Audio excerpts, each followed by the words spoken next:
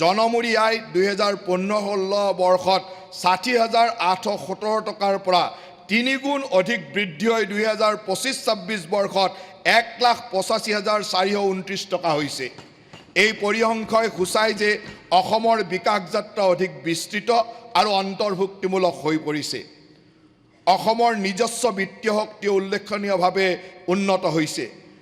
আইনৰ সঠিক ৰূপায়ণ, প্ৰযুক্তি নিৰ্ভৰ সুশাসন আৰু ধাৰাবাহিক অৰ্থনৈতিক বিকাশৰ বাবে ৰাজ্যৰ নিজস্ব কৰ 2015-16 বৰ্ষত 12,848 কোটি টকাৰ পৰা 2025-26 বৰ্ষত 39,294 কোটি টকালৈ বৃদ্ধি পাইছে। মুঠ ৰাজহ প্ৰাপ্তিৰ ক্ষেত্ৰত নিজা উৎস ৰাজহৰ অংশ 2015-16 বৰ্ষত 30% পৰা বৃদ্ধি পাই 25-26 বৰ্ষত 36% হৈছে। আমাৰ চৰকাৰে বিত্তীয় আত্মনিৰ্ভৰতা শক্তিশালী কৰাৰ উদ্দেশ্যে 2031 চনৰ ভিতৰত নিজা উৎস ৰাজহৰ বৰঙণি 50%লৈ বৃদ্ধি কৰাৰ সংকল্প গ্ৰহণ কৰিছে। ষষ্ঠদশ বিত্ত আয়োগে অসমৰ উন্নত বিত্তীয় প্ৰদৰ্শনক স্বীকৃতি প্ৰদান কৰি ৰাজ্যসমূহৰ অংশৰ ক্ষেত্ৰত অসমৰ অংশ 3.128% পৰা 3.258%লৈ বৃদ্ধি কৰিছে। ইয়াৰ ফলত চলিত বৰ্ষত কেন্দ্ৰীয় হস্তান্তৰ হিচাপ প্ৰায় 50,000 কোটি টকা হ'ব।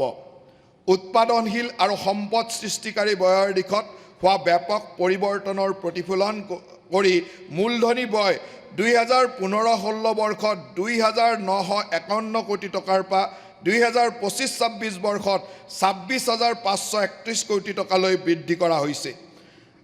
আমাৰ চৰকাৰে মূলধনী ব্যয়ৰ বাৰ্ষিক বৃদ্ধি কমেও 10% বজাই ৰখাৰ প্ৰচেষ্টা অব্যাহত ৰাখে। অসমৰ বহিঃসাহায্যপ্ৰাপ্ত EAPৰ পৰিসৰো যথেষ্ট বৃদ্ধি হৈছে।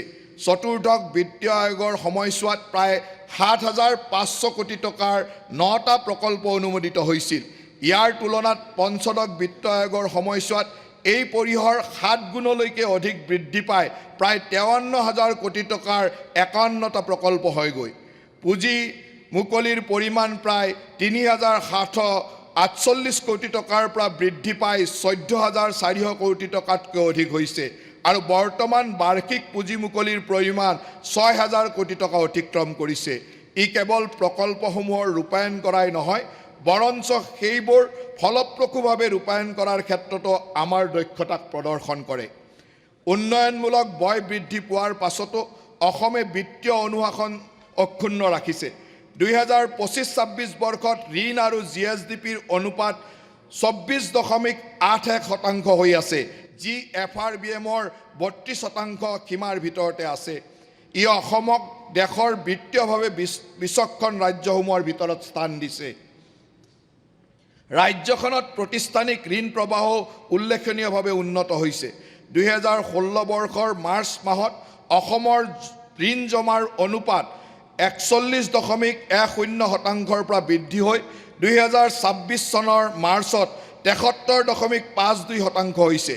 ইয়াৰ দ্বাৰা এইটো স্পষ্ট যে উৎপাদনমুখী কাৰ্যকলাপৰ বাবে অসমত সংগৃহীত জমাৰাশিৰ বৃহৎ অংশ ৰাজ্যখনৰ ভিতৰতে ব্যৱহাৰ কৰি থকা হৈছে। অধ্যক্ষ মহোদয়, বিগত কেইবছৰমান ধৰি অসমে এক শক্তিশালী উন্নয়নৰ গতি অব্যাহত ৰাখিছে। আমাৰ দলৰ সংকল্প পত্ৰৰ সৈতে সংগতি ৰাখি ফেব্ৰুৱাৰী মাহত দাখিল কৰা লেখানুদানৰ ভাষণত অতীতৰ সফলতা আৰু ভৱিষ্যতৰ দৃষ্টিভংগী বিস্তৰিতভাৱে উল্লেখ কৰা হৈছিল। ইয়াৰ উদ্দেশ্য আছিল অন্তৰ্ভুক্তিমূলক বিকাশৰ লগতে জনকল্যাণ সুনিশ্চিত কৰা আৰু এক গতিশীল শাসন ব্যৱস্থাৰ জৰিয়তে ৰাজ্যখনক আগুৱাই নিয়া। এতিয়া মই আমাৰ দূৰদৰ্শী মুখ্যমন্ত্ৰী মাননীয় হিমন্ত বিশ্ব শৰ্মা ডাঙৰীয়াৰ পৰিকল্পনাৰ ধাৰণাত অষ্টাদশ মুকুতাৰ উন্নয়নী মালা উপস্থাপন কৰিবলৈ ওলাইছোঁ। 2026-27 বৰ্ষৰ বাবে নিৰ্ধাৰিত এই 18খন ধ্বজাবাহী আঁচনিয়ে এক সুৰক্ষিত, সমৃদ্ধ, বিকশিত অসম গঢ়ি তোলাৰ যাত্ৰাত অসমৰ পথ নিৰ্দেশনা প্ৰদান কৰিব।